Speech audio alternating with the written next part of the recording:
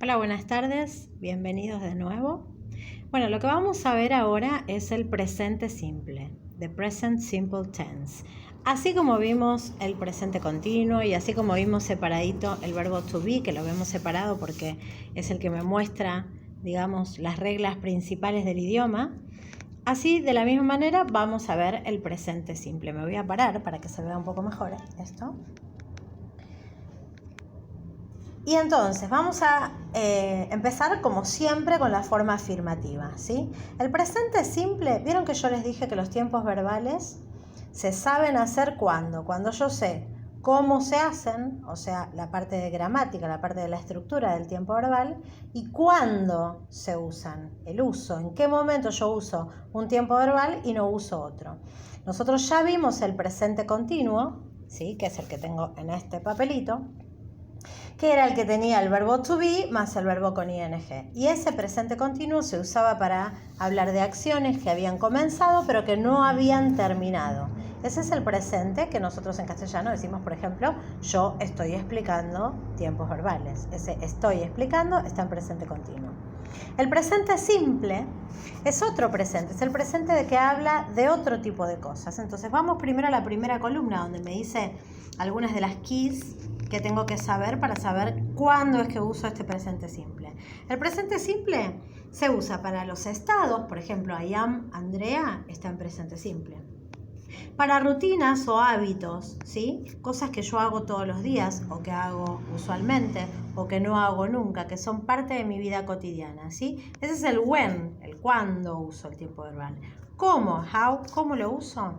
Bueno, el presente simple se usa con el verbo en infinitivo, el verbo en la primera columna le decimos, o verbo en infinitivo, más una S, o S, esto se los digo entre comillas, la regla es más la S, ¿cuándo? Cuando el sujeto es la tercera persona del singular.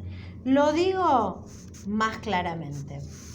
Nosotros vamos acá a la parte de la estructura, de la gramática, ¿sí? Entonces, si agarramos una oración afirmativa, vamos a encontrar que siempre va a empezar con el sujeto y después cuando viene el verbo, todas las oraciones afirmativas empiezan con el sujeto. Cuando viene el verbo, ¿cómo va a ser este verbo? Así como el que yo tenía antes era verbo to be más verbo con ing, este no. Este va a ser el verbo directo, por ejemplo, play, o write, o cut, o study, o wash, cualquier verbo.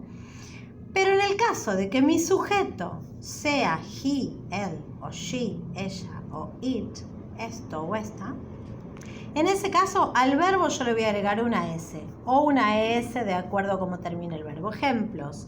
Si es el verbo jugar, play, va a pasar, si el sujeto es he, she o it, a ser plays. En vez de play, va a ser plays. Si es write, que termina con E, va a ser writes. Le agrego la S también. Si es cat, cortar, cats. Si es study, que termina con Y, voy a cambiar la Y y le voy a agregar ahí ES, ¿ven? Studies. O si es wash, que tiene doble consonante, también le voy a agregar ES, washes. Entonces, resumiendo, cada vez que yo haga una oración afirmativa y la quiera hacer en presente simple y esa oración tenga cualquier verbo, yo voy a poner primero el sujeto, cualquier sujeto, y luego voy a ir al verbo en infinitivo. Pero al verbo en infinitivo, si mi sujeto es he, she o it, le voy a agregar una S. Si mi sujeto es cualquier otro, no le agrego nada, sigo con la oración. Ejemplos, vamos a ver con los ejemplos a ver si les resulta un poquitito más claro. My mother. My mother es como si fuera she, ella, mi mamá. My mother, en vez de cook, que es el verbo cocinar, le voy a agregar la S porque mi sujeto es she. Entonces me va a quedar my mother cooks pizza on Fridays, los viernes. Ejemplo, I work in a factory, in a big factory, puse yo. En este caso no le agrego S. ¿Por qué? Porque mi sujeto es I, no es ni he, ni she, ni it. Vamos a otro. The doctor, el doctor, watches TV at home. En este caso sí le agregué ES. Al verbo watch le agregué ES. ¿Por qué? Porque the doctor es él, es he. Otro. The dogs, los perros, no dice el perro, dice los perros, play, sin S. ¿Por qué? Porque los perros es como si fuera they. No es ni he, ni she, ni it. Entonces, esos son los ejemplos. Y esta parte, la parte afirmativa, yo se las voy a hacer separada del resto. ¿Por qué? Porque yo dije, bueno, hago un tiempo verbal y lo hago bien cuando sé cómo se hace, que es todo esto, toda la parte de la gramática, esto de que al verbo le agrego ese, cuándo, bla, bla, bla, bla. Y también tengo que saber cuándo se hace. Para saber cuándo se hace, nosotros tenemos que tener en cuenta en las keywords, yo ven que desplegué otro papelito, se lo pegué. En las keywords desplegué otro papelito que está dividido en dos. Por un lado dice adverbs of frequency y por el otro lado dice phrases of time o time expressions. Los van a encontrar con diferentes nombres. Los adverbs of frequency y las phrases of time, ambos me indican cuándo pasa algo. Yo les dije que como regla general el presente simple se usa cuando hablo de un hábito, de una costumbre, de algo que es parte de mi vida rutinaria, ¿sí? Ya sea para hacerlo poco, mucho o nunca. Entonces, primero vamos con los adverbios de frecuencia y las frases de tiempo. ¿Cuál es la diferencia? En los adverbios de frecuencia son de una sola palabra. Ejemplo, always, usually, generally, often, bla, bla, bla, bla, bla. Todos los que les pongo acá, que ahora los vamos a ver con detenimiento. ¿Y cuál es la otra particularidad que tienen los adverbios de frecuencia? La posición, de position. Los adverbios de frecuencia están en el medio de la oración generalmente. Hay una diferencia cuando hay verbo to be y cuando es cualquier otro verbo, pero a lo que me refiero es que la posición no es al final, la posición habitual no es al final. Después lo vamos a ver con los ejemplos qué pasa cuando es verbo to be y qué pasa cuando es cualquier verbo. En cambio, las frases de tiempo o las time expressions se caracterizan primero porque tienen más de una palabra, ¿sí? Eso por un lado. Y después porque su posición habitual es al final de la oración, ¿sí? Entonces yo digo, qué sé yo, I go to school y al final le pongo every day.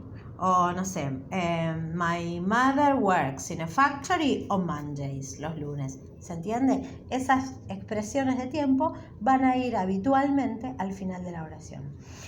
En los adverbios de tiempo me tengo que dedicar un poquito más. ¿Por qué?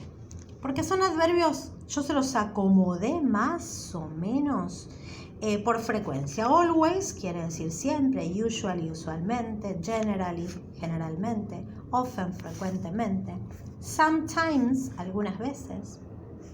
Luego les puse occasionally, que obviamente quiere decir en ocasiones, sporadically, que quiere decir esporádicamente, y never, que quiere decir never, nunca, perdón. Entonces, ejemplos, ¿qué les decía yo? De que teníamos una posición cuando es verbo to be y una posición cuando es cualquier verbo. Cuando es cualquier verbo, como por ejemplo walk o drinks o study, va a ir entre el sujeto y el verbo, el adverbio de frecuencia. They, adverbio de frecuencia, study. They generally study. I, adverbio de frecuencia, que está en rojo, arrive. I often arrive. ¿Sí? Eso es la posición cuando es cualquier verbo. Ahora, cuando es el verbo to be, como en este caso, yo les puse they are sporadically well dressed.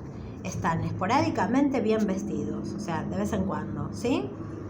O Tom is never on time. Nunca llega a tiempo, nunca está a tiempo, nunca es puntual, ¿sí? Entonces, cuando es el verbo to be, en vez de estar entre el sujeto y el verbo, va a estar después del verbo to be, pero nunca al final de la oración.